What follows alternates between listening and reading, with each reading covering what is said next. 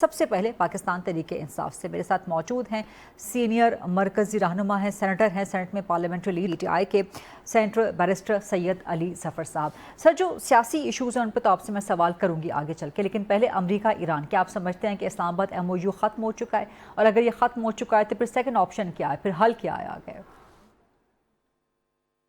دیکھیں، بڑا آپ نے اہم سوال پوچھا۔ بالکل جب یہ MOU ہوا تھا تب آپ کے ہی پروگرام پہ میں نے آ کے کہا تھا کہ اس میں ہمیں بڑا خیال رکھنا ہے، کیونکہ یہ MOU ہے اور اس پہ عمل درآمد ہوتا ہے، یہ باقاعدہ ایگریمنٹ میں ایک طرح سے آتا ہے کہ نہیں آتا، یا یہ MOU نہیں ختم ہو جاتا، یہ ایک بڑا میجر کرائسس ہو سکتا ہے۔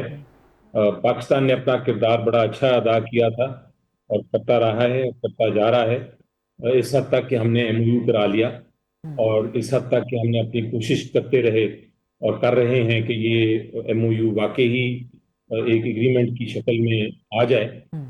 لیکن بدقسمتی سے جو خدشے تھے وہ نظر آتے ہیں سامنے کہ ابھی یہ اتنا مستحکم نہیں ہوا MOU کہ یہ ایگریمنٹ کی شکل میں تبدیل ہو جائے۔ یقینی طور پہ یونائٹڈ اسٹیٹس کا بھی اور ایران کا بھی، اور اس میں جو عرب ممالک ہیں اور پاکستان اور پوری دنیا کا یہ خواہش ہونی چاہیے کہ یہ امن قائم ہو، لیکن ایگوز کی بات آ جاتی ہے، اسٹریٹجیز کی بات آ جاتی ہے، اوپر سے اسرائیل اور جو ہندوستان ہے وہ اپنا کھیل کھیل رہا ہے، تو یہ ایک بہت میجر پاکستان کے لیے کرائسس ہو سکتا ہے اگر یہ جو MOU ہے یہ ختم ہو جائے اور جنگ جو ہے پوری طرح چھڑ جائے۔ ابھی میں نہیں نا امید ہوا، میں امید رکھتا ہوں کہ یہ MOU ہے، اس میں آئی ہیں دراڑیں آئی ہیں، لیکن اس کو ابھی بھی ایک طرح سے ٹھیک کیا جا سکتا ہے سارے معاملات کو۔ تو سینٹر صاحب، آپ نے جس طرح آپ نے بھی کہا کہ دراڑیں آئی ہیں اس MOU میں، لیکن ان کو ٹھیک کیا جا سکتا ہے، تو یہ دراڑ لانے کا ذمہ دار کون ہے؟ آپ کس کو ذمہ دار سمجھتے ہیں؟ نمبر 1۔ نمبر 2، کیا آپ سمجھتے ہیں کہ وزیر اعظم شہباز شریف قطر میں ہیں، اگرچہ وہ تعزیت کے لیے ہیں لیکن وہاں پہ ظاہر ہے ایران امریکہ کے حوالے سے بات ہو سکتی ہے، ایک ونڈو تو موجود ہے، فیلڈ مارشل ترکی میں موجود ہے، ظاہر ہے وہاں پہ ایران امریکہ انڈر ڈسکشن آئے گی وہ سچویشن، تو کیا آپ سمجھتے ہیں کہ اس پہ واپسی ممکن ہے اسلام آباد MOU پہ، یا پاکستان کی یہ کوششیں کامیاب ہو سکتی ہیں؟ لیکن کب تک پاکستان یہ کوششیں کرتا رہے گا یا کرتا رہنا چاہیے؟ ہمارے اپنے بھی اندرونی بہت سے مسائل ہیں۔ دیکھیں، یہ یہاں تک تو بڑی سمپل جواب ہے کہ کوشش تو جاری رکھنی چاہیے، کیونکہ یہ ہمارے ملک، پوری دنیا کے نیشنل انٹرسٹ میں بھی اور ہمارے نیشنل انٹرسٹ میں بھی ہے کہ ہم یہ سمجھوتے کو ایک طرح سے اپنی منزل تک پہنچائیں، تو کوشش تو کرنی چاہیے۔ اب کیا وہ کامیاب ہوتی ہے کہ نہیں، اس میں کس کی غلطی ہے؟ obviously غلطی ایک ملک کی ہے جس نے حملہ کیا۔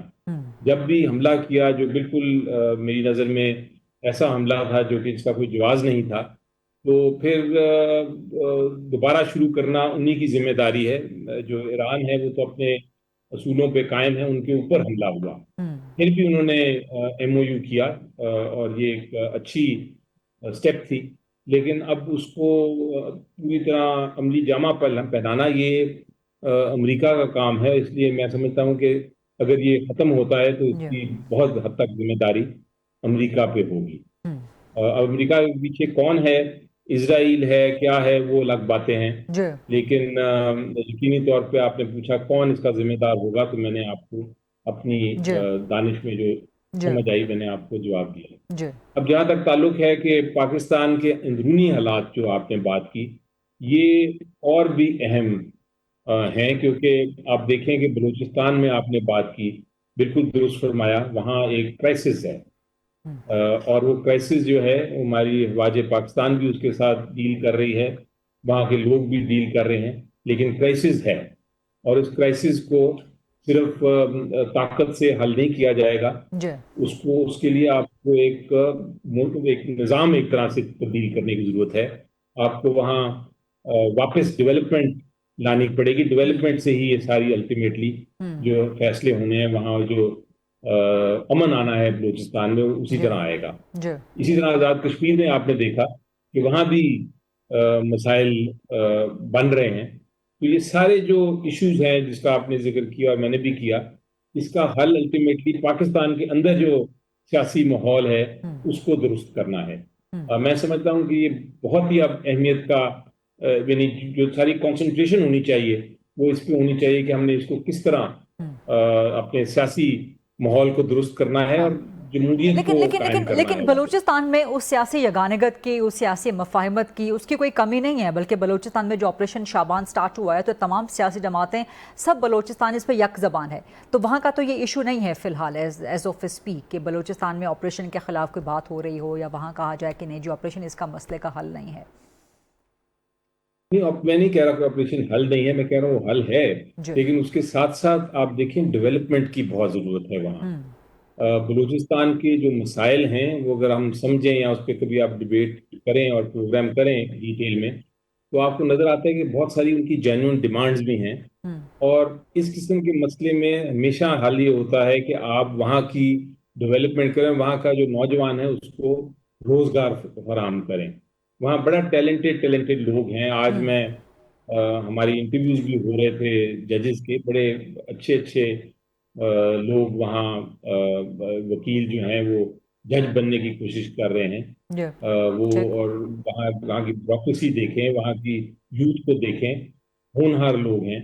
लेकिन मसला ये है कि जब आपके पास रोजगार नहीं होगा तो फिर आप गलत काम या गलत तरफ आपका ध्यान जाएगा और ठीक। आपकी ठीक। ठीक। जो ऑब्वियसली अगर आप अपने आप फैमिली को आप खाना नहीं दे सकते, उनका ख्याल नहीं रख सकते, तो फिर आपको एक तरह से जो अनासिर हैं, जो हिंदुस्तान है आपका, दूसरे ममालिक भी हैं जी। जो वहाँ डिस्टेबलाइज करना चाहते हैं जी। बलूचिस्तान को, उनको मौका मिल जाता है। ठीक। तो इसलिए मैं कहता हूँ कि फोर्स तो बहुत जरूरी है। ठीक। वो तो यकीनी तौर पे उस पर सबकी ठीक। कंसेंसस है, लेकिन उसके साथ साथ लॉन्ग टर्म डेवलपमेंट की बहुत जरूरत है। हमने बहुत इग्नोर किया है इस सूबे को। बिल्कुल दुरुस्त, बिल्कुल दुरुस्त। जो सियासी माहौल की आपने बात की है, ज़रा इस डिबेट को एक्सपैंड करते हैं, पाकिस्तान तहरीक इंसाफ की तरफ लेके आते हैं। आप लोग भी सियासी माहौल प्रोवाइड करने का एक मुतालबा कर रहे हैं। उसमें खबर आ गई आज, अंसार अब्बासी साहब की खबर है, रेप्यूटेड सीनियर जर्नलिस्ट हैं, उनकी खबर है कि जी पाकिस्तान तहरीक इंसाफ हुकूमत से रब्ते कर रही है केसेस के हवाले से, अदालती कार्रवाई में ताख़ीर चाहती है, अलकादिर केस को नहीं चाहती कि वो अपील सुनी जाए सज़ा के खिलाफ। 26 नवंबर अलीमा खान का केस वो चाहते हैं जी वो भी ताख़ीर का शिकार हो जाए, उसमें फैसला ना आए, तो टास्क दे दिए हैं। अचकज़ई साहब को टास्क दे दिया गया है कि राना सनाउल्लाह से रब्ता करें, अलामा राजा नासिर अब्बास को टास्क दे दिया गया है कि जी गालिबन मोहसिन नकवी से रब्ता करें, एस्टैब्लिशमेंट के करीबी एक विफाकी वज़ीर, नाम तो यही आता है गालिबन। तो क्या वाकई ऐसा हुआ है सर? अगर ऐसा हुआ है तो फिर ये क्या चल रहा है? देखें, ये तो इतनी जो मेन खबर है वो तो बहुत पुरानी है कि खान साहब ने लीडर ऑफ द ऑपोजिशन अतकली साहब और लामा साहब जो लीडर ऑफ द ऑपोजिशन है सेनेट में, जी। उनको मैंडेट दिया है कि आप जो समझते हैं बेहतर है आप मुज़ाकरात भी करें, बातचीत भी करें और मामले को आगे बढ़ाएं। ये तो मैंडेट बहुत पहले दे दिया था। अब उसमें अगर कोई पेशरफ्त कर रहे हैं वो और अगर कोई उसमें ऐसी बात है जो अभी आप जिसका जिक्र कर रहे हैं कि अखबार में खबर आई, तो वो उन्होंने शेयर नहीं किया। मेरी मुलाकात उनसे हुई थी कुछ दिन पहले चगई साहब से भी। तो उन्होंने मेरे साथ बड़े, हम सेनेटर्स उनके साथ बैठे थे और हम स्ट्रेटजीज बना रहे थे, उसमें इस बात का जिक्र नहीं किया। तो अगर ये ऐसी कोई खबर है कि उनको किसी ने मैंडेट दिया है कि वो जाके बात करें हुकूमत से या किसी मिनिस्टर से, तो वो मेरा ख्याल है कि किसी इंडिविजुअल लेवल पे बात हुई होगी। पार्टी का कोई ऐसा अभी तक डिसीजन या फैसला लेकिन आप नहीं इसको है रूल आउट नहीं कर जिसको रहे, आप कह रहे हैं कि कहीं ना मैंडेट कहीं कोई बात हो सकती है, आप इसको रूल आउट नहीं कर रहे हैं इंटायरली। हो सकती है किसी ने की हो, लेकिन जैसा मैंने कहा इंडिविजुअल बेसिस पे है। हाँ। वो कोई जो जो पार्टी है उसमें डिस्कशन नहीं हुई इस पे। हाँ, लेकिन इससे अगर किसी ने इंडिविजुअल लेवल पे की भी है तो इससे पार्टी की साख को तो नुकसान पहुंचेगा ना, कि आप के पार्टी का बयानिया ये है कि जी हम केसेस में कोई रिलीफ नहीं चाहते, हम कानून का मुकाबला करेंगे, हम जुल्म का मुकाबला करेंगे, लेकिन बैकडोर पे राब्ते। कि देखें, जहां तक केसेस का ताल्लुक है, मुझे नहीं लगता कि मेरी जब तक खान साहब से बात होती थी, उन्होंने बड़ा वाजे तौर पे कहा था कि केसेस में मैं इसकी जंग जो है मैं कानूनी लड़ूंगा चाहे जैसा भी हो। जी। मैं अपने लिए पर्सनली कोई कंसेशन की ना बात करूंगा ना हाँ। बात करना चाहता हूँ। केसेस मेरे खिलाफ बेबुनियाद हैं और मैं नहीं समझता ठीक। कि इसमें किसी किस्म की मैंने किसी से कंसेशन लेना है। या NRO लेना है, तो वो तो वहाँ उनकी बात तो बिल्कुल वाज़ेह है और क्लियर है। और दूसरी बात यह है कि मैं नहीं समझता कि कोई हुकूमत से बात करके कोई केसेस में कोई रियायत मिल भी सकती है।